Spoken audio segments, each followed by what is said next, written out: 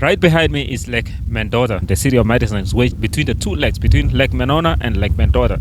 And once every few years, we get to see the Lake Mendota and Lake Monona frozen because of the temperatures has plummeted below 0 degrees. And today is 32 degrees Fahrenheit, which is exactly 0 degrees Celsius. Very often we show up here and try to have fun because we try to emulate people who live on the northern part of the globe, like Antarctica or Arctic, or actually some people like Inuit people who live in the northern Yukon territories of Alaska and Canada, and we try to come and have fun over here. I'm gonna head over there and we're going to interview a lot of people over there as part of the tradition to come over here at the lake and have fun. A lot of people are skiing, and don't forget that the deepest part of this lake is about 88 feet. And right now, the thickness of the ice is probably about 3 feet, about that high.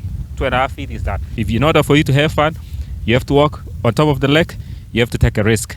At the same time, you have to exercise caution. This is usually the base of the lake. I don't know if I can jump down here, if I can plummet right through the water here. But yeah, this is a shallow point of the lake. So I guess I can jump here. It's very slippery. Oh shit. Eric Whitney here for the World Championships for ice sailing. Alright, is it an event that you guys do every year?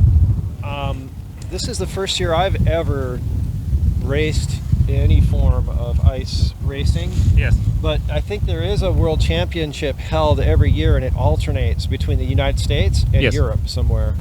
So you have participated in this sport for how many years?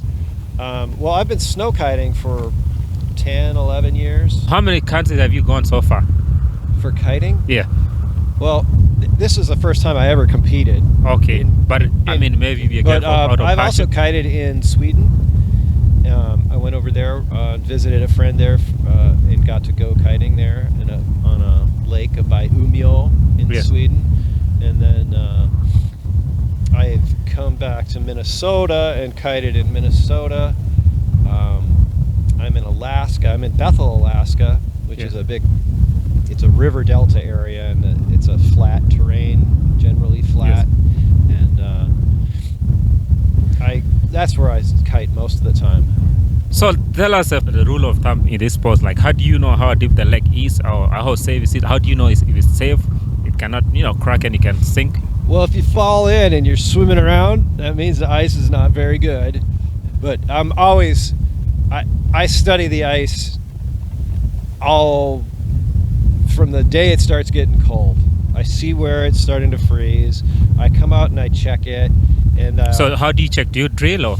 I start off with I use a kick sled, and I have a probe. Yes. An ice probe that's I think it's made by Lundhag. It's a Swedish thing. Yes. And it's very simple. If you can poke it and your probe doesn't go through, Yes. you can walk on it. So like how many inches? Early season, I'll find a route that's safe, and then I'll start biking on it. And then eventually we get snow, and I'll just track how that ice builds. So where do you come from in Alaska? Is it Anchorage? Bethel. How far is it from Anchorage? Like it's a small town? We're about it's about a population of about 6,500. I think it's grown a bit, and it's 400 miles west of Anchorage. So that must be very cold from where you're coming from. You'd think so. We had a pretty warm winter though, and our ground looked like this with no snow until a couple of weeks ago. We finally got some snow. We've had the same kind of winters. So coming from Alaska, how many months of the year that you guys get past 80 degrees? It's around 27 degrees Celsius. Once in a while we get close to 80. We get to 80 degrees, and when it gets that hot, the people there do not like it. That's the reason why they moved to Alaska, though. When they live there. Yes. There's a large native population, and the Inuit and the Eskimos. It's just not very comfortable. My wife works at the hospital, and she says sometimes when it's hot like that, people will just come into the hospital and something's wrong.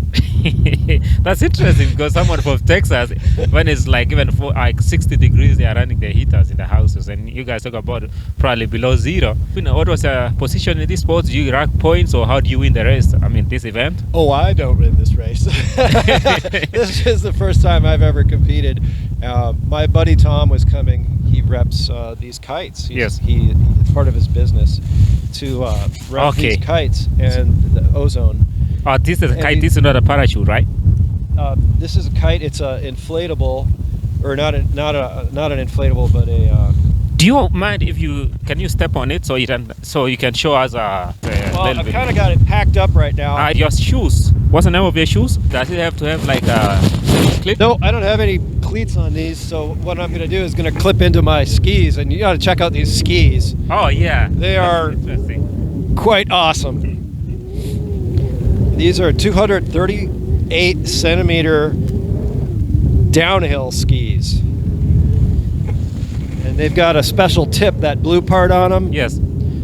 that is designed to protect the ski in case we hit something going across the ice. Oh wow, that's interesting. Wow. Oh, it's just click straight to the shoe. Oh. Yeah, so now I'm clipped in. So can you cruise all the way? Like you can cruise from here because you can use the wind as a as a drive mechanism.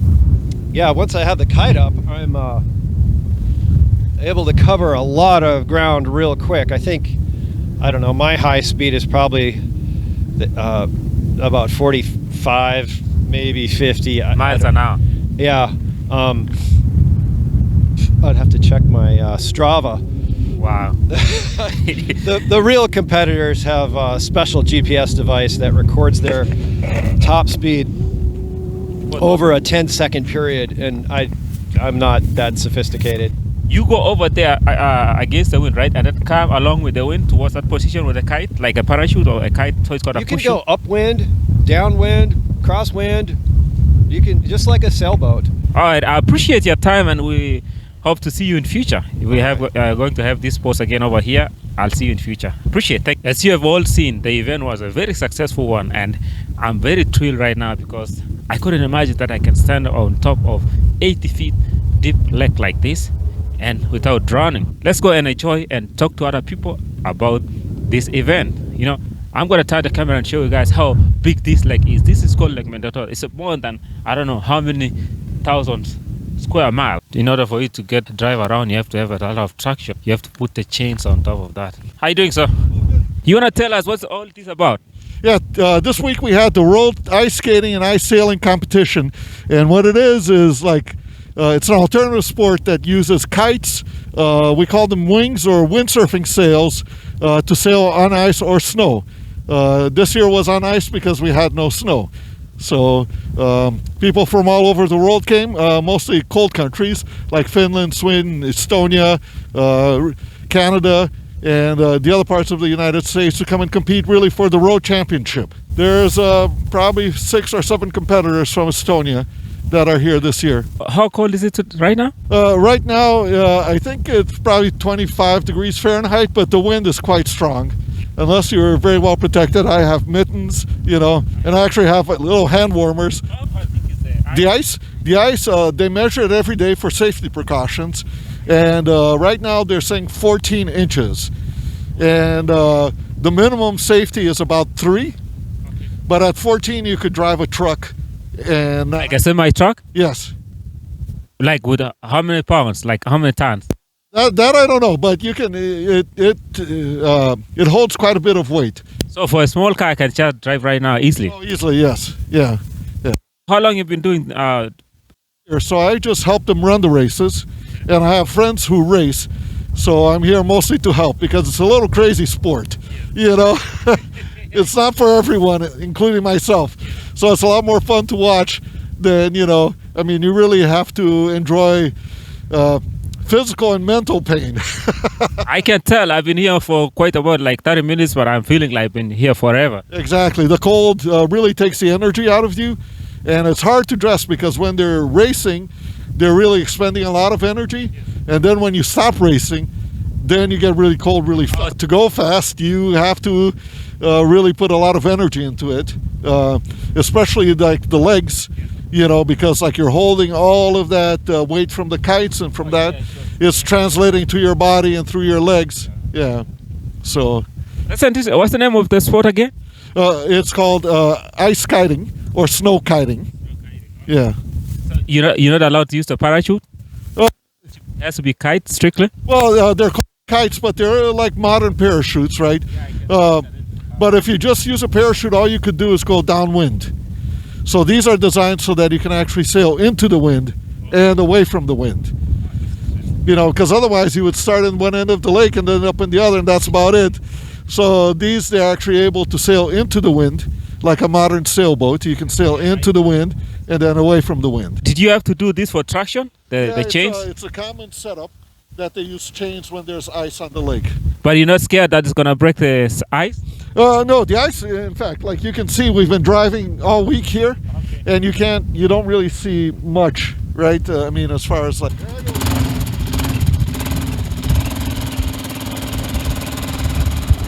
Thank you. I'm Neil Morton. How long have you been part of this sport? For about 14 years? Have you won any race? No. What's the closest point that you have come to winning? Oh, that's like top 10, not winning. So tell us, how do you win the race? What do they look at into? Like speed, maneuvering, height, or what? Oh, yeah, just course racing, which is a upwind mark and a downwind mark. So you have to make upwind progress to get to an upwind mark. And then once you're to an upwind mark, you have to make progress back down to the downwind mark and then do it again. So that's interesting. You have to use a lot of energy and technique, right? Sore. So it's like working out is a leg day in the gym, right? 100%, yeah. How did you end up being part of these events? Because we don't usually have like this lake frozen. The lake always does freeze over, or at least it has been for like recorded history back to early 20s, maybe. So about 100 years, maybe even longer than that.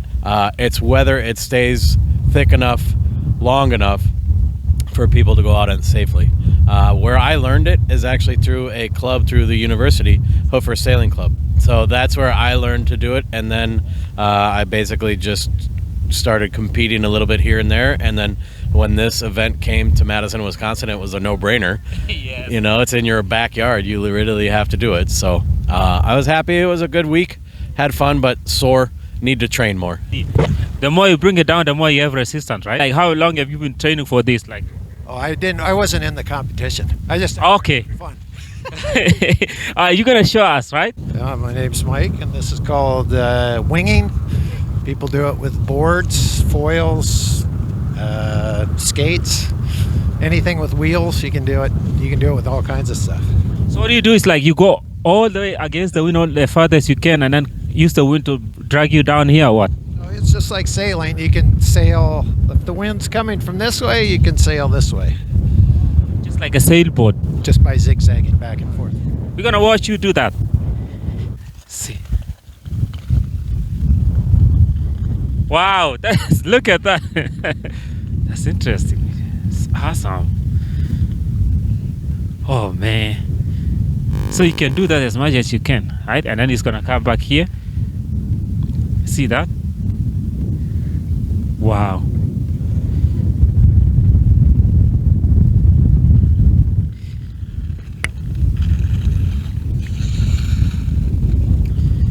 Wow.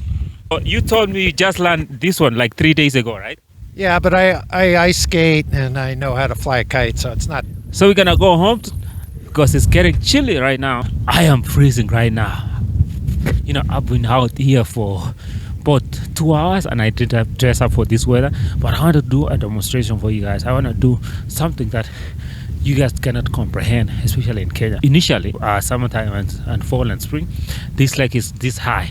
Physics. When water is cold and frozen, it contracts. So the lake shrinks from all the way up here down here. But this is a block of ice that was once water before it was frozen. So I'm going to show you guys how hard this block of ice is. So when I say that you can drive a whole semi truck, 18-wheeler truck, fully loaded, 80,000 pounds or 38 tons, you can drive on top of ice, which is like 18 inches like this. A lot of you guys cannot comprehend how a block of ice is hard as a rock. So this is a rock. I'm going to show you guys. This is a rock, right? But let me show you that. It was just a demonstration to show you that a block of ice can kill you. Okay, it's as hard as a rock, and you can tell. Make sure that you go and subscribe to my YouTube channel. Love you guys. You've learned something today. Bye-bye.